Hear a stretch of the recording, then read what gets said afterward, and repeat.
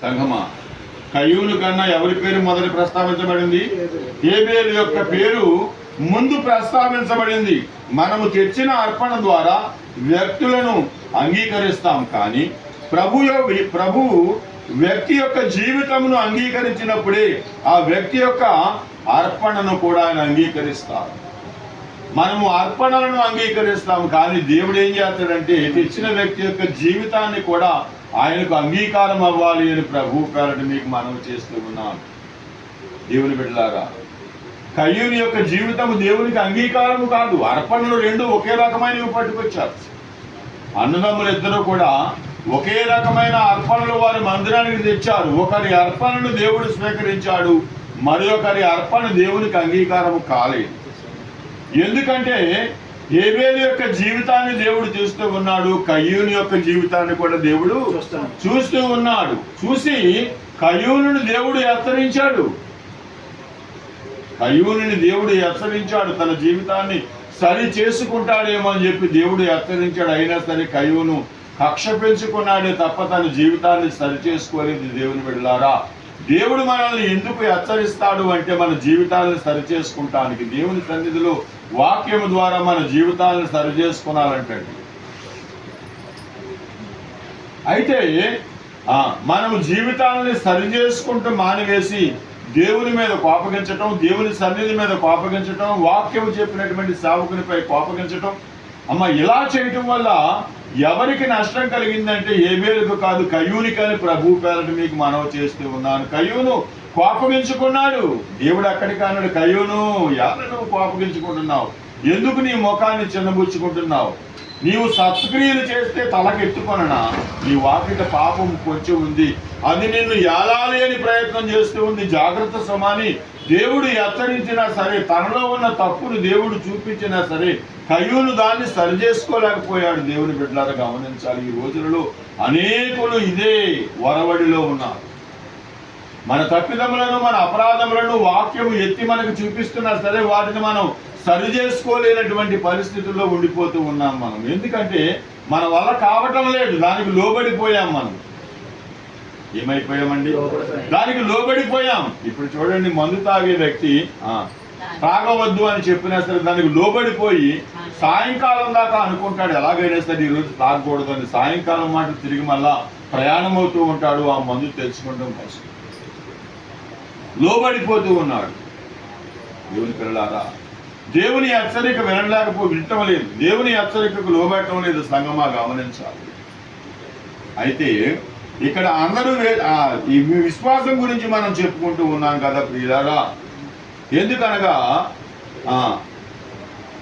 కానీ ప్రభు వ్యక్తి యొక్క జీవితమును అంగీకరించినప్పుడే ఆ వ్యక్తి యొక్క అర్పణను అంగీకరిస్తారు. విశ్వాసము హేబేలును కయ్యూను కంటే ముందు నిలిపిందంటే, విశ్వాసము హేబేలు కంటే కయ్యూను కంటే హేబేలును ఏం చేసిందండి? ముందు నిలిపింది. ఆ విశ్వాసమే ఆ భేద విధవరాలను అందరిలోనూ శ్రేష్టమైన దానిగా నిలిపింది. దేవుని బిడ్డలారా గమనించాలి. ఒకవేళ అందులో సగం వేసిన వారు ఉన్నారేమో,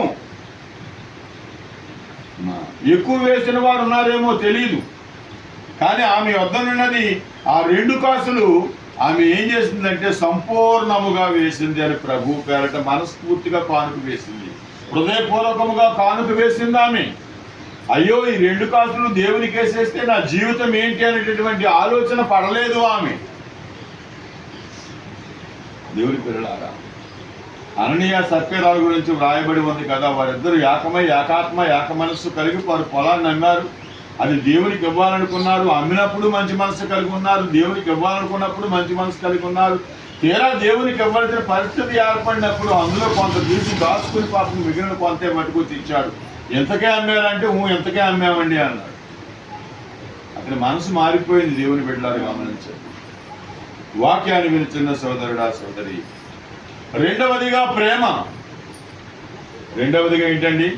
ప్రేమ. ఆదికాండము 22వ అధ్యాయము 2వ వచనాన్ని మనం చదువుకున్నట్లయితే దేవుని పిల్లలారా, ఆదికాండము 22వ అధ్యాయము 2వ వచనాన్ని మనం చదువుకుందామండి. అప్పుడు ఆయన నీకు ఒక్కడై ఉన్న నీ కుమారుణ్ణి అనగా నీవు ప్రేమించు ఇస్సాకును మోరియా దేశమునకు వెళ్ళి అక్కడ నేను నీతో చెప్పబో పర్వతంలో ఒక దాని మీద దహన బలిగా అతను అర్పించమని చెప్పాను. దేవునికి స్తోత్రం.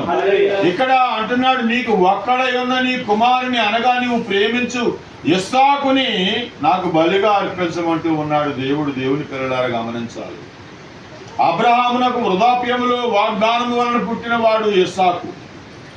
ప్రభు ఇస్సాకుని బలి ఇవ్వమని అబ్రహాముని అడిగినప్పుడు అబ్రహాము వెనుతీయలేదు.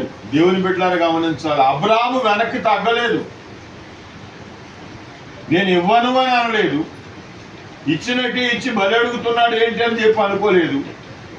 ఎందుకంటే మానవుని యొక్క హృదయాంతరం అడిగిన దేవుడు అబ్రహాము ఏమాత్రం వెనుతిరిగినా తన హృదయంలో వేరే ఆలోచన పడ్డా వెంటనే అది దేవునికి తెలుస్తుంది. కానీ ఇక్కడ అబ్రహాము సమస్తమును కూడా ప్రభు మాట చొప్పున చేయడానికి సిద్ధ మనసు కలిగి ఉన్నాడు. దేవుని బిడ్డలారా, అలాగనే ఈ భేద విధవరాలు తన వద్దనున్న 2 కాసులు ప్రభు మందిరములో అర్పించడం ద్వారా తన ప్రేమను వెల్లడిపరుస్తూ ఉంది. దేవుని సన్నిధిని, దేవుణ్ణి ఎంతగా ప్రేమించింది.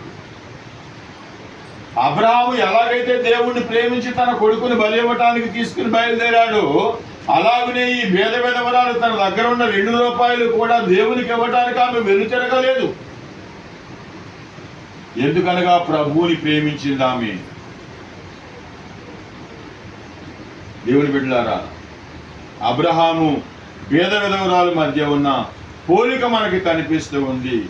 ఎందుకంటే మార్క్స్ వార్త 12వ అధ్యాయము 44వ వచనాన్ని మనం చదువుకున్నట్లయితే దేవుని పిల్లలారా, మార్క్స్ వార్త 12వ అధ్యాయము 44వ వచనాన్ని మనం చదువుకుని వారమై ఉన్నామని ప్రభు పేరు మనవి చేస్తూ ఉన్నానండి. వారందరూ తమకు కలిగిన సమృద్ధిలో నుండి వేసిరి గాని అమ్మా విన్నారు ఇక్కడ